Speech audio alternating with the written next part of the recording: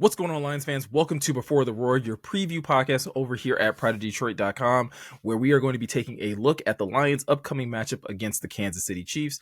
I'm your host, Meko, joined once again by my amazing co-host. First and foremost, we have your guy, Morgan Cannon. Morgan, how you feeling, my man? Feeling good, man. I'm always impressed when you nail the intro in one take like that, because I know you got a lot of them in your head there. So I just wanted to shout you out there. I feel like I have to redeem myself because for those who don't know, I messed up our last one. I think we got like 3 minutes into the podcast and I was like, we got to start over because I did the intro wrong. So I appreciate that, my man. And then we are also joined by Brandon Knapp. Brandon, how you feeling? Feeling good. Coming off another Lions victory. Can't be upset about going 4-1 in this week's matchup. I was gonna say, like, it's good to be 4-1 at this point. I know there's a lot of chatter, there's a lot of hesitancy because the Lions are hitting that point in the season where a lot of teams are as well, where you're trying to like keep guys healthy or you're losing a guy here or there. I think there's some people that are a little panicky, considering the next few opponents that the Lions have on their schedule. But I think a lot of that can be calmed down if the Lions are able to get a big time win over the Kansas City Chiefs this week. And so in today's podcast, we're going to go over that in terms of what the Lions need to do on the offensive end to get the best of Kansas City's defense, as well as what the defense needs to do to be able to contain Patrick Mahomes and this offense that's, starting to find a little bit of rhythm now that they're getting a couple of their pieces back as well on the offensive side. So before we kind of get into that, guys, let's take a look at the Kansas City Chiefs as they kind of sit right now in this early parts of this NFL season. They're currently sitting at 2-3 after a nail-biter loss to the Jacksonville Jaguars, a Jaguars team that has also moved to 4-1 on the season. So far, they only have 2 wins on the year against the New York Giants that they got in week 4, as well as in week 3, and then a week 4 win against the Baltimore Ravens, a Ravens team that is kind of struggling. So if you're grading those wins, Morgan, like it doesn't look like the most impressive wins on the year, but I think it starts to look even more dire when you look at the losses they've had against teams that I think a lot of people would consider to be contenders in some form or fashion. Yeah, and the Chiefs are not playing their best football right now. Like, I think that's you can easily see that and talk about that. But as we all know, it doesn't matter how you're playing in September and October. It matters in December and January, So I know everybody knows that, but that's why I want everyone to, they're not playing their best right now, but they're still the Chiefs, still the 3-time champs in the Mahomes era, in the Mahomes and Andy Reid era. So you got to respect them. It's going to be a tough environment. Arrowhead always is. And it'll be still going to be a tough game, man, even though I don't think they're playing. But also, do you guys think this makes them a little more dangerous because their backs are kind of up against the wall? Like, they're not out of the division right now. The Chargers and Broncos are at 3-2, so they're right there in the thick of it. But at the same time, like going down 2-4, that's a pretty tough pill to swallow, right? It kind of makes me think like they could be even more dangerous having just dropped that game to the Jags. Yeah, absolutely. I think going into this game, I think their mindset, Brandon, is just going to be that much the same as the Lions. The Lions are going to be going to this game looking to prove something against a team that was just in the Super Bowl this past year. And then the Chiefs are going to be going into this game looking to prove that, like, hey, that loss against the Jaguars is a fluke and that they can bounce back from that and be able to contend with a hot Lions team that's, again, more so on the uptick than they are, kind of regressing at this point. So I think that's another thing that will make this an interesting matchup for this week. Yeah, I mean, if you heard Patrick Mahomes' comments earlier this week, he already said we already lost too many games, and they've lost 3. So there's still a whole lot of season ahead of time. But the fact that the Lions, if they win, make them 2-4, I can definitely see them starting to get in their bag of tricks, starting to panic a little bit, just because this offense is just surrounding Patrick Mahomes. It is literally the Patrick Mahomes show. If any other quarterback's under center for them, they could be 1-4, they could be 0-5. This team is just riding on Mahomes right now. They'll get Rashee Rice back next week, and that might help their offense out. But overall, Meko, this team definitely is kind of leaning towards that panic button early on in the season. I'm sure they'll pick things up. We've seen teams like do this before. Remember the Packers and Aaron Rodgers relax. We've seen the Tom Brady's and the Patriots. So you can't count them out this early in the season. No, and I think people were doing that last year as well when like the Chiefs were struggling in the early parts of the season, and then lo and behold, they end up in the Super Bowl anyway. So like to Morgan's point, and to the same point that you're making as well, it doesn't really matter what they look like in these early parts of the season as long as they're playing their best football at the end. But for the Lions, it still is a big win for them to be able to go up against a Andy Reid coach team, to go up against a Patrick Mahomes, a Chris Jones, a Travis Kelce type of team. and still contend at a really high level, like that continues to keep that momentum, trekking forward, because the next couple of games, like the Lions have some really tough matchups. Yeah, put it like we're going to get into the breakdown, obviously, of the game, but this is a game, in my opinion, the Lions have been handling folks, right? Like Cleveland, Cincinnati, they've just been kind of the Ravens, even to an extent. Like that game, that should have been a big point differential, but the Lions left some meat on the bone. They certainly did with the Bengals and the Browns. This isn't going to be one of those games, in my opinion. I think you're going to have to not leave as much meat on the bone. You're going to have to capitalize on turnovers when you have the opportunity, get the takeaways, and score on those takeaways if the Chiefs are going to give you an extra possession or two. So yeah, that's I kind of wanted to set the table with that. Like, do you guys kind of agree with that? With the Lions are going to have to play. They've been playing complimentary football, but I'd like to see a more complete performance if they're going to beat a pretty desperate Chiefs team, to your point, Brandon. Yeah, I agree 100%. It was just kind of disappointing to see them get 3 turnovers, and that second one by Kirby was a beautiful pick. I was like, wow, they just scored, awesome. Now they're already maybe roughly 5-10 yards away from a field goal, and they get nothing. I was like, come on, like this offense, like the defense is giving them chances to put up more and more points, Meko, and sometimes the offense just goes, we can't figure it out right now. We'll come back to this later. It's starting to worry me a little bit of like, why are we having this, back-to-back games? Sure, they still put up 30 plus points, but it's just a little bit concerning for me for the offense to be sputtering in these great opportunities the defense puts them in. I would say that I agree in the sense that they do have to play better, right? I'm not convinced that they have to play perfect to beat this version of the Kansas City Chiefs team. Like, I'm not fully convinced that they have to be at their absolute best, because they're not going to be at their absolute best, even when you look at the health of this roster, which kind of is a good transition over to the injury report. Like, Kansas City's injury report as of today, like they have a couple guys on there. Everybody's still a full participant though, guys. And then you flip it over to the Lions, and there's a number of guys who are not practicing today. And we're going to talk about, maybe this is a good time to talk about both Terrion Arnold and Taylor Decker, 2 guys that are both dealing with shoulder injuries. On the plus side, Brandon, we got some good news about Terrion yesterday. It doesn't seem like this is going to be season ending. It does look like he will have an opportunity to make it back and be a part of this defense.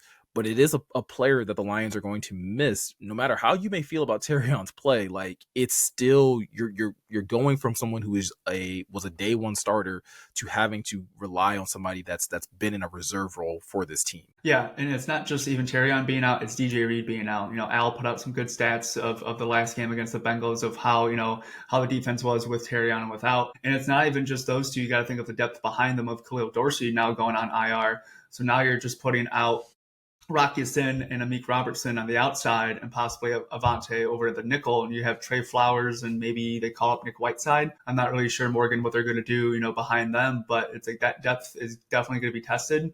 And in this matchup where there's a lot of like fast wide receivers and Patrick Mahomes under center, it's not going to be easy. No, and you made a good point about Khalil Dorsey, because that's another depth piece. It's like, dang, man. So it's just kind of bad luck. At the same time, I don't know. The way I'm thinking of it is I'd rather it happen in early October than late December like it did for the Lions last year, because I'll take that trade, knock on wood, but I'm hoping that's the case. And to Meko's point, I don't see Terrion playing this week.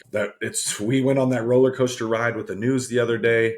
We ended up with a pretty positive prognosis, but I don't think he'll play this week. Whereas I'm a little more up in the air with Decker. But I think that's an interesting conversation, just because, do you let him sit until the bye and then let him pick up after the fact? Do you run it back with Manu? Do you let Skip get a crack at left tackle? So that's an interesting one to me. But I do expect Kirby to play. Where are you guys at with that, Meko? Yeah, I think Kirby and Amon-Ra, both who ended up on the injury report today, both do not practice. Kirby with a knee injury, Amon-Ra with a wrist injury. I feel like Kirby's kind of been dealing with this knee issue since training camp. They seem to be managing it really well. And so I still expect him to kind of be out there. The same with BB, who also was a limited participant in practice today with an ankle injury. Don't really expect that to really have a hamper on him. But yeah, Saint, Kirby, fully expect them to participate. We can definitely talk about Decker a little bit later in the show when we start talking about what the offense is going to need to do to be able to combat this, really aggressive Kansas City Chiefs defense. But the other thing that I did want to talk about, and this can kind of transition us into like, what is Kelvin Shepherd going to do to be able to slow down Patrick Mahomes in this offense? the Lions may have the ability to utilize Aleem McNeil in whatever capacity they're going to be able to. And Brandon, I think that could be a huge weapon in terms of trying to rattle this Chiefs defense or offense and slowing it down quite a bit. Yeah, Aleem coming back, we know he's not going to be 100%, get all his snaps right out of the way. He's going to be, limited on a snap count. But even just being out there is going to be massive for this team. I was talking with you guys before. I can see Mekhi Wingo, getting some more playing time with that. So just having Aleem out there just would be a huge thing for this interior against, the Chiefs team that is struggling to run the ball. The leading rusher is Patrick Mahomes. It's not Isaiah Pacheco. It's not Kareem Hunt. It's Patrick Mahomes. So I think, kind of the game plan for them is going to be similar to the Baltimore Ravens game plan. Now I know Mahomes isn't running as fast as Lamar when he's healthy, but it's going to be just to contain that pocket, force Mahomes to beat you with his arm. It's not going to be easy. Mahomes is a guy that, sure, he can kind of break some tackles, but he can, quickly get out of anything and just extend plays over and over and over again. It's just super impressive. And I really also see, the corners getting targeted just because, they're down Terry and DJ. They're going to definitely probably put some pressure on Rocky Sin, and I can definitely see them attacking the interior on Avante. I know he's been in the league for a while, but he's getting older up in age. It's going to be a little step back or two. So those young wide receivers are going to be kind of getting by him a little bit, I think. What about you, Morgan? Yeah, it's a good point, Brandon. Like the whole wide receiver core for Kansas City can fly. They do have issues running the ball. Pacheco is averaging 4.2 yards per carry, 3.8 for Hunt. Andy Reid's going to try to run the ball still, even if it's not super successful. But if you're the Lions, like you talked about, Brandon, you got to nip that all the way in the bud, and just so you can focus, again, like similar to Baltimore, so you can focus on stopping Mahomes, because he is going to extend plays. It's going to be a similar game plan. I do anticipate them crunching the pocket just because you're going to want to keep him from escaping either left or right and then making a throw out of structure like we talked about. But Tyquan Thornton, Xavier Worthy, and Hollywood Brown, they all run like sub 4.3. So that's pretty impressive. And you talked about Rice possibly coming back, right, Meko? Yeah, and I think this is a game plan where it's going to be interesting to see if Kelvin Shepherd sends more pressure or at least has a different mindset of what he wants to do with his defensive line, because you both talked about it in the sense that maybe them constricting the pocket and just trying to keep Patrick in the middle of that and trying to make tough throws, within a condensed space. But I also feel like you're going to need to get quick pressure on him, because you talk about, Morgan, like all of these guys that you just listed, all running, sub 4.3s or sub 4.4s, like that leaves you open to a lot of quick routes, a lot of quick slants, a lot of, screens and things like that. And if you're waiting and expecting these guys to be able to contend and hang with them on some of these deeper routes, and you're just taking your time condensing pressure, that honestly plays, in my opinion, into Patrick Mahomes' strength. And so I think, and we'll get to it a little bit later in the X Factors portion of it, but this is where I think Al-Quadin Muhammad, Aiden Hutchinson, Aleem McNeil, or Tyleek Williams, you're going to need quick wins, and you're going to need to be able to really rattle Patrick early so that he can't just sit back there and just survey the field, or even just be able to hit his back foot and let that thing fly to some of these weapons out that he has out on the outside. Yeah, and like you talked about, Tyquan Thornton is a big play machine. He's trending towards a Jameson Williams season like he had last year, averaging 21 yards per catch. Brown is their most targeted pass catcher, including Kelsey. So he's got 26 catches on 40 targets. So yeah, I do, like Brandon said, I do anticipate Mahomes to try the outside receivers, because he'll take a big old 50-yard DPI too. In my opinion, we got to get a really sound game from BB and Kirby, because in my opinion, you're going to see a lot of two deep shells to try to limit the big play, right? And try to make Kansas City beat you in another way. So yeah. I think got to be clean with the eyes, man, because Mahomes is still excellent at doing the little no-look stuff, but also just looking off coverage and manipulating defenses with his eyes. So it's going to take a clean game from BB and Kirby. You know what I mean? Yeah. I think it's also going to require a big game from your linebackers as well. When you talk about Alex Anzalone probably being the primary option to cover Travis Kelce when it's not BB. Those matchups I think are going to be really important as well. Also, we also know that Patrick Mahomes does like to hit the other tight ends that they have a part of that offense as well. So I think your linebackers are going to be just as important as well. If they can't necessarily get quick wins or easy wins on the outside, because I do expect Amik to play at a really high level. He seems to always ratchet up his play even more when he gets an opportunity to play on the outside. I could really see your linebackers, also getting picked on in certain situations as well if Patrick decides to attack the middle of the field. Yeah, gonna need a clean game. Jack is I don't wanna spoil my X factor, but yeah, it's because I think they're gonna spy. Like they did do a little bit of spying, so they proved some of us wrong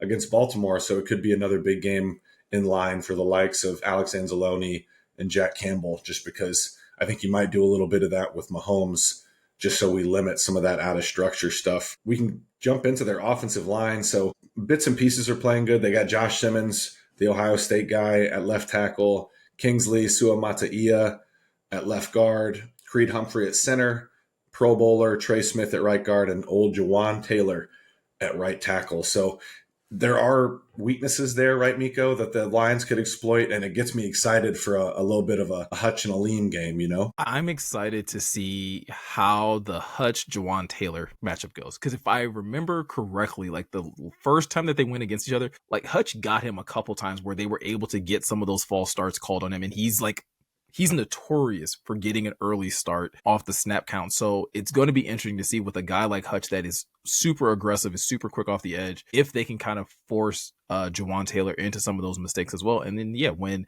whether it's him or Aquadine getting an opportunity against the rookie on the outside, Brandon, I'm really looking to see if they can take advantage of that matchup. We know how Hutch used to bully offensive tackles back when he was at Michigan. Maybe if he gets a chance to line up against Josh Simmons, he can kind of relive some of those glory days. Oh yeah, I just envisioned the video of him. I can't remember the offensive tackle, but everyone sees the clip of him just asking for the rep and he gets it. So I can definitely, I don't know if he'll do anything like that, but you called out the Jawan Taylor false start stuff. I remember that was a huge thing back in 2023. Everyone was complaining about it. And then referees started to clamp down on it, just recently. It was, of course, after the Lions game, they started to clamp down more and more on it. I'm curious if they've gotten better with him. I haven't followed that whole saga, but yeah, Hutchinson is definitely, he's been trending in the right way. Had a slow start. He's becoming, if he can keep getting to the quarterback, I'm also just tired of the team. He makes a great play and there's a flag. So the team, hopefully, when he gets to the quarterback more than once, he can actually get complimentary football, just not getting a penalty afterwards, Meko. Yeah, that's going to be huge for this game as well. When you guys talked about it earlier in terms of not taking advantage of every opportunity, like that's one of them as well. When you are able to get turnovers or when you're able to get big time stops, you have to be able to play clean on every aspect of this defense to make sure that you can get off the field in those situations and not give Patrick Mahomes more bites at the apple. So with that said, guys, that pretty much wraps up everything with the Kansas City Chiefs offense and what the Lions defense is going to have to do to basically kind of keep them at bay. After this short break, we're going to come back and talk about the Lions offense and if they can kind of keep the momentum that they've been having in terms of scoring a lot of points, and if that can be something that they can utilize to get over this Kansas City Chiefs defense. So we'll get to that and a whole lot more right after this. And welcome back to Before the Roar, your preview podcast over here at prideofdetroit.com. In today's podcast, we have been talking about the Lions week 6, right? I'm losing my mind. It feels like the season's going way too fast. Week 6 matchup against the Kansas City Chiefs. We've talked about in the first segment as far as what the Lions defense needs to do against the Kansas City Chiefs offense.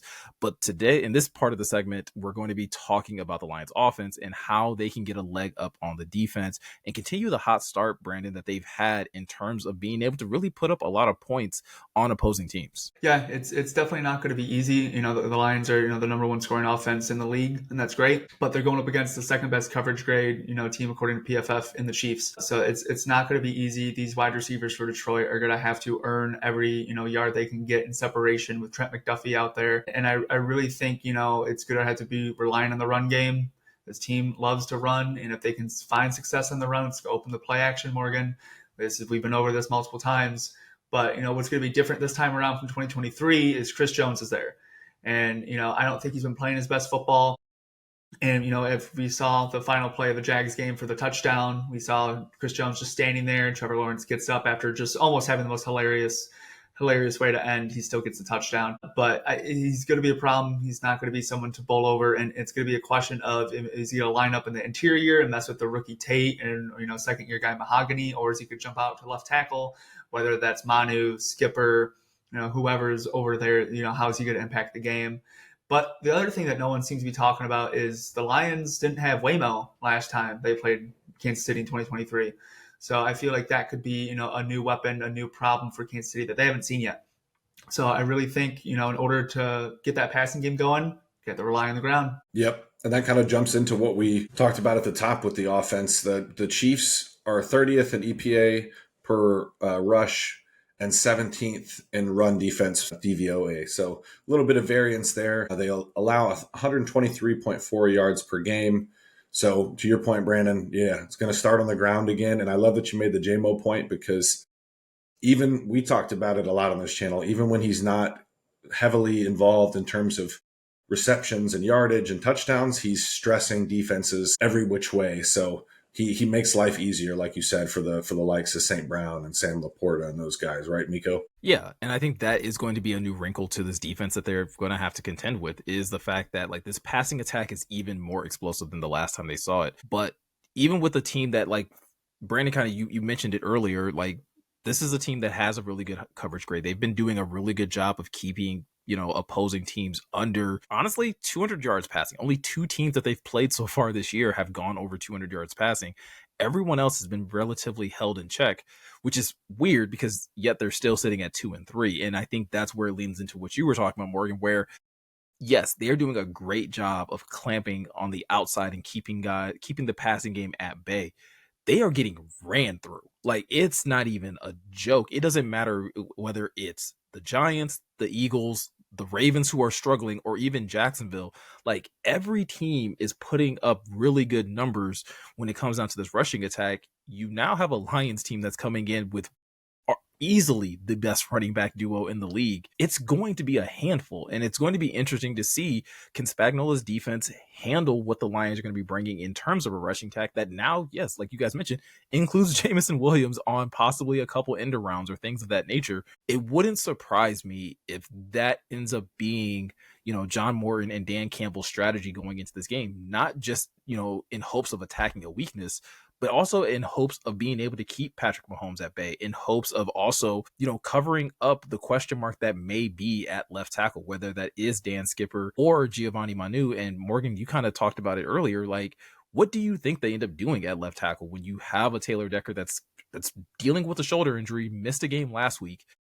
What do you think the chances are that Taylor tries to get out there and play this week? Or do you think they do just kind of sit him for the next couple of weeks just to make sure that he's right? I'm torn, man, because I could see the logic in letting Decker sit until the Bucs game or even after the bye. We talked about their best edge rusher is going to be Karlaftis. They move Chris Jones around, like Brandon had said. So I kind of think they're going to go with either Manu or Skipper.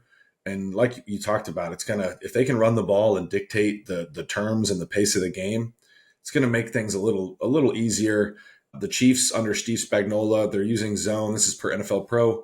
They're in zone 71.7% of dropbacks this season. It's the highest in the Spagnuolo era since 2019, allowing a 72.5 completion rate, 72.5% completion rate, and 7.4 yards per attempt while in zone. So if you're going to give Jared those looks, and if you can get the ball out quickly, to our point about who's going to be at left tackle, then I think it kind of neutralizes some of those, unless it's a really quick win, like a couple of times last week, because you can't really do anything if you're Goff there. So yeah, I think that's where it starts, right, Meko? Just whoever's there. That's kind of like, should we just go back with Manu? Because he was doing some things in the running game, man. I'm torn. Where do you guys stand with the Decker, Skip, and Manu's talk? Brandon, I don't know about you, but I'm kind of in that same boat where we were talking about, like, hey, it's better that it's happening now instead of it happening later in the season. And so for that reason, I would much rather just sit Taylor Decker for the next week, probably the next 2 weeks, just to make sure that this is not an issue later in the season. Because when it's playoff time, when it's, trying to make a push to get to the Super Bowl, or even maybe just a push to lock up the division or whatever the case may be, I want big number 68, right? I don't necessarily, like, it would be great. And I understand that if things go wrong on the offensive end, that a lot of people may look at that decision to be like, man, if Taylor Decker was out there, maybe this doesn't happen. But I would much rather have him later in the season and know that this is like the best 5 that I have on the offensive line, and just be like, hey, listen, we can hunker down for 2 weeks. which I think the Lions can. Like we're talking about a defense that, yes, can be very aggressive when it comes to blitzing and things like that. And yes, Chris Jones is a handful, but this is also a team that's susceptible to the run. Like there is a game plan in which you don't need to just expose your offensive line to unnecessary pass rush. Yeah, I think I agree with all your points there. I think Detroit needs to sit Taylor Decker until the bye. I really feel like they can survive these last 2 weeks against Tampa Bay and Kansas City. You know, Manu did fine. He did better than I expected. I know he allowed 2 big sacks. One of them was that forced fumble. He's not going to be perfect. No one expected him to be. But I'm going to lean towards Skip for this one just because he has that experience. You know, he's an upgrade over Manu. I just really think Skip would be a leg up. You know, maybe they wouldn't be afraid to run the ball on the left side instead of always just lean towards Panay's side on the right. They would, give Goff a little bit more time in the pocket. They can do some of those long-term play action plays because that's why I was, that was probably the main issue for Manu's second sack is that sack was just a very long play action play that was not smart on their end to think Manu can hold not Trey Hendrickson, it was Joseph Adai for however long that they needed him to. And that was just a bad play call. Skip can do better with it. Maybe Manu comes out as like a sixth man. I know they haven't been doing too many 6-man sets this year, but you could have him line up next to Skip. And if there's some reason they want to stick with Manu, you're definitely going to have to rely on those, 2 tight ends of Laporta and Brock Wright to go ahead and sit next to them, Morgan. So I'm going with Skip. I know we've talked a lot, Morgan, about the defensive line and the pass rush. I think we would be remiss if we didn't talk about this linebacker core. We talked about it, I think, a lot back in 2023 when the Lions played up against this defense. And when you have the like of Nick Bolton, Leo Chenal, like those are 2 guys that you really have to take account of when you're talking about both the running game and the passing game. We know Sam Laporta is coming off like his best game of the season against Cincinnati. I don't know if things will be that easy when you talk about having those 2 guys a part of the defense as well. No, and they can run. It's similar. They have a similar style of play to like the Packers linebackers with how fast they are and how like they can close space quickly. So that kind of makes me think, is this going to be another downhill running game where they're running a lot of gap and just trying to get Jameer and David north-south so they can, get into the secondary and hopefully break off a few, get some explosives. So yeah, I do think they'll be a factor, especially, they can both cover too. Like they can sideline to sideline defenders. They're both really good linebackers. So, but I do think, like we talked about at the top, Meko, this Chiefs defense is a little susceptible to getting bludgeoned in the running game. So I think you get that going. They're going to get into a zone. Like we talked about, they play a lot of zone under Spagnuolo, and then hopefully can get them looking where they're not supposed to and get an explosive or 2. I want J-Mo to have a big game, man. Like some of these guys I know are going to have big games like Amon-Ra and Aiden. They're all showmen, right? Sunday Night Football against the Chiefs. They're going to come to play, but it'd be cool for J-Mo to have like a crazy game on like a big old stage, I said this in the main podcast if you haven't had a chance to check it out, but like I feel like teams have been put into such a predicament when it comes down to defending the Lions that the Lions can attack you with so many different ways and in so many different play styles and with so many different players. And it feels like through the first 5 weeks of the season, guys, like it feels like a lot of teams have opted for, we're taking away Jameson Williams, we're taking away like your big play threat, and we're going to make it really difficult for you to run the game, like run the ball on us. Like they haven't been able to stop it completely, but they've been having like success making it more difficult than it was even a year ago. The flip side of that is that Amon-Ra's had like a big game just about every single week. Sam Laporta popped off last week. Like there is a downside to playing that style. And I think that's what's going to make it interesting this week when they go against the Chiefs is like, okay, are you going to do what everyone else has done, which is they've double covered J-Mo on just about every play and then just allowed Amon-Ra to just feast on whoever they've kind of left him, lined up against. The Lions are begging for those cover 1 looks, man. And that's the predicament, like you talked about, Meko, they put you in because do you bring that extra safety to the party? Because the Chiefs are probably going to have to. There's going to be a couple runs for Jameer, like, okay, that was 10, that was 12, that was 26.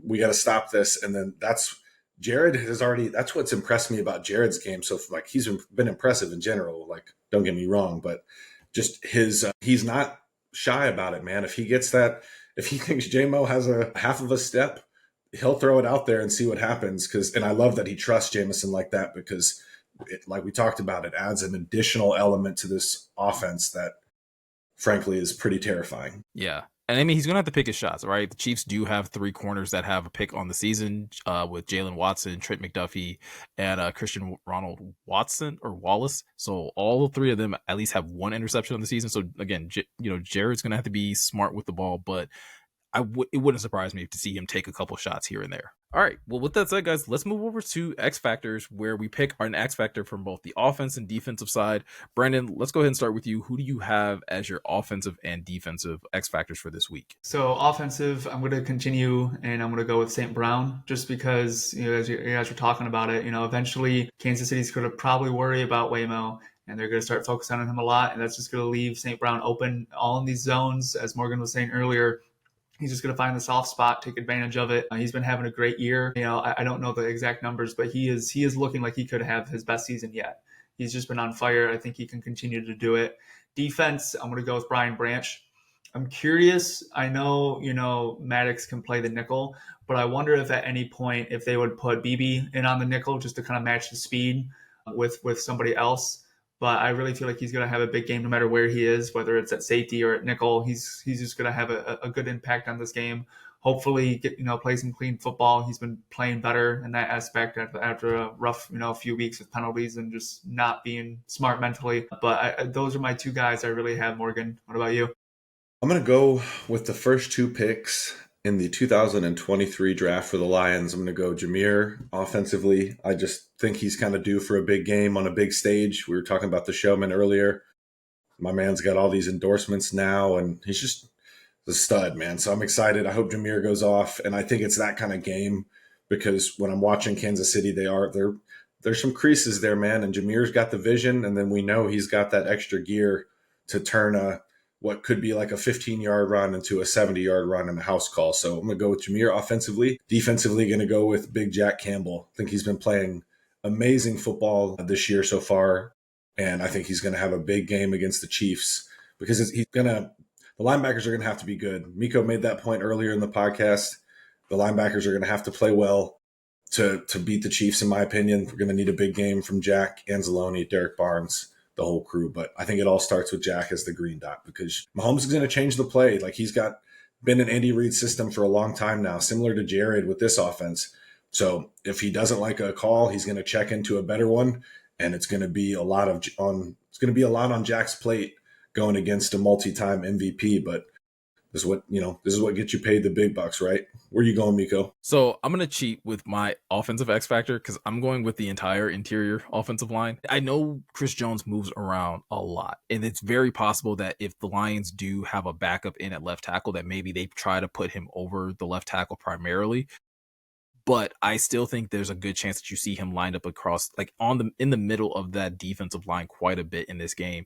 And when you talk about, Graham, Mahogany, and Ratledge, like Chris Jones technically could have his pick of 2 rookies, and then a guy that's getting back into the saddle. Obviously, with Graham, moving back over to center, it wouldn't surprise me if he chose that as the primary place where he wants to kind of do most of his work and do most of his damage. So the communication between those 3 guys is going to have to be like off the charts, because whether it's him just attacking head on, if they decide to do stunts with him, whatever the case may be, like you have to know where Chris Jones is at all times.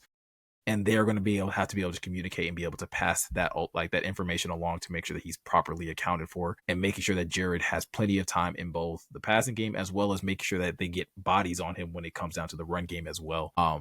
And then on the defensive side, I think this is another really big opportunity for Aiden Hutchinson to kind of make a name for himself on national TV as well. Obviously, he's had a couple sacks so far this season. I think he's had at least 1-2 sack game already this year. I think this could be another really big one where, again, taking advantage of an offensive line that has Jawan Taylor, a rookie, and Josh Simmons, and really putting pressure on Patrick Mahomes and really, helping out your secondary. It could be a huge thing for this game. And I think Aiden's going to have to be the tip of the spear in that, where he's going to have to be the guy that's going to have to win a lot. Like it's crazy to put so much weight on one person, especially when we're talking about Aleem could possibly be back this week. Tyleek has been playing really well, and Aquadine Muhammad has been playing equally as well. But I think this is one of those games where Aiden really kind of has to put the cape on and look to be the guy that's going to just wreck shop for everything that the Chiefs want to do in the passing game. I like that pick, man, because like you talked about, you got Simmons as a rookie, Kingsley, like he's similar situation to to Mahogany. This is his second year. I think he played most Mm-hmm. of last year, so there's some youth there, man. So I'd have Hutch out there hunting matchups. Hopefully, that's what we're gonna go with if you're Kelvin Shepherd. So now I like that pick and a showman. I'm starting to. I don't know why I've just picked up onto that recently. Like as you like get older, you Mm-hmm. like some of these guys turn it up when the bright lights. Like St. Brown, like we got a few of them luckily here in Detroit, so we're blessed. I was gonna say, I think we're all gonna be treated, Brandon, to a really good matchup because I feel like anytime you get Mahomes Goff, like these games turn out to be really exciting, whether they're high scoring or not. Like they are really entertaining. Yeah, 100%. And to go off of your Hutchinson pick, I really do like it because we're talking about Aleem possibly playing back. I wonder how many times Kansas City tries to double team Hutchinson and if they're even going to be able to, because right now, if you have a lean back with Reader, you might not be able to do that anymore. It's going to bring a whole new kind of, dimension and depth for this defensive line. So it's going to be a fun matchup. Absolutely. All right, guys, we reached the final segment of the podcast. We got to do our score predictions. Morgan, I'm going to kick it over to you first. What do you think? How do you think this game is going to play out this week? I went back and forth on this for a little bit, man, because I do think the Chiefs are going to be a tough out just because their backs kind of are up against the wall. It's not like a must-win game because it's October. The game's going to be played on October 12th, so it's not a must-win game, but it's certainly a game you'd like to win for Kansas City. But I'm still going Lions, man. I feel like this team is starting to like they haven't even played. They've been playing a bunch of like C plus performances lately, and they're still beating NFL teams pretty handedly. So I'm going to go 34-28 Lions. Going to get a big win on Sunday night, and hopefully there's a lot of Honolulu blue over there in Arrowhead. Yeah, I'm. If you were to ask me 3 days ago, I would have said, probably Kansas City victory. I was not feeling, I was feeling happy that the Lions won, but just seeing how they've been just kind of stuck in the mud at times on offense, I was questioning it. And then just seeing the Chiefs collapse on Monday Night Football, Meko, and losing to the Jaguars, I was like, okay, Detroit can win this game. I know Terrion's probably not going to play this week. That's fine. But at least knowing that he'll be back in the future has me feeling a little bit better about this team's future for the next couple of weeks. And I just really think we might see another Brad Holmes crazy celebration as he's running around Arrowhead. I got Lions winning 24-21. I'm in a similar boat as you guys. Like I think this is going to be a really close game. I think going into the season, this was one of the games where it honestly was a toss up to be on whether or not this could be a win or a loss for the Lions. Seeing how Kansas City has been playing so far through the season and looking at how Detroit has been trending upwards, I'm going to go with the Lions as well, 31-28. I think it is going to be a little bit of a nail biter, right? Big lights. I think everyone on both teams is going to bring their A game, but I do think the Lions have the recipe to be able to hold the Chiefs at bay. And yes, Patrick Mahomes is a wizard. Andy Reid is a football genius.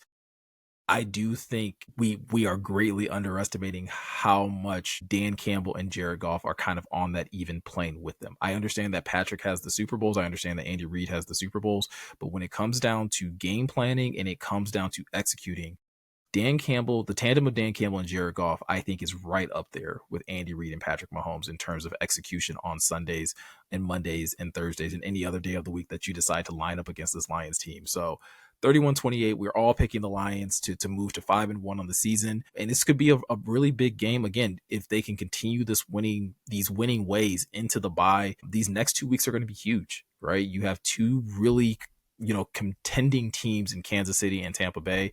The Lions can pick up big wins this week and next week and go into the bye, sitting at 6-1, it could mean really big things for the second half of the season coming out of the bye as well. So with all that said, guys, if you are looking for any more additional Lions content or looking for any more insight on the game, first of all, you should definitely check out Pride of Detroit Direct, because if you've ever heard of First Bite, which was a podcast that Ryan and Jeremy used to do where they would actually interview beat writers from the opposing team, that's where that podcast went. We didn't just get rid of it. We just kind of put it behind a paywall, unfortunately. And if you want to be able to listen to that podcast, all you got to do is subscribe to Pride of Detroit Direct. It's $50 for the year. So literally that's like less than $5 a month if you really kind of break it down.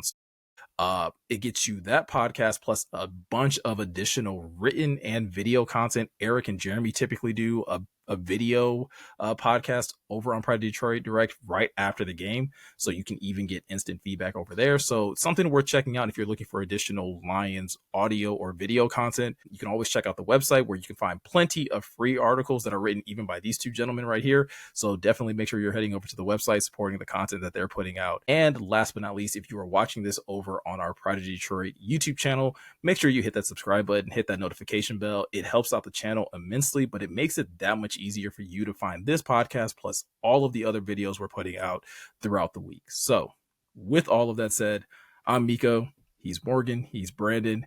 Thank you guys for taking the time to watch and listen, and we'll see you guys in the next one.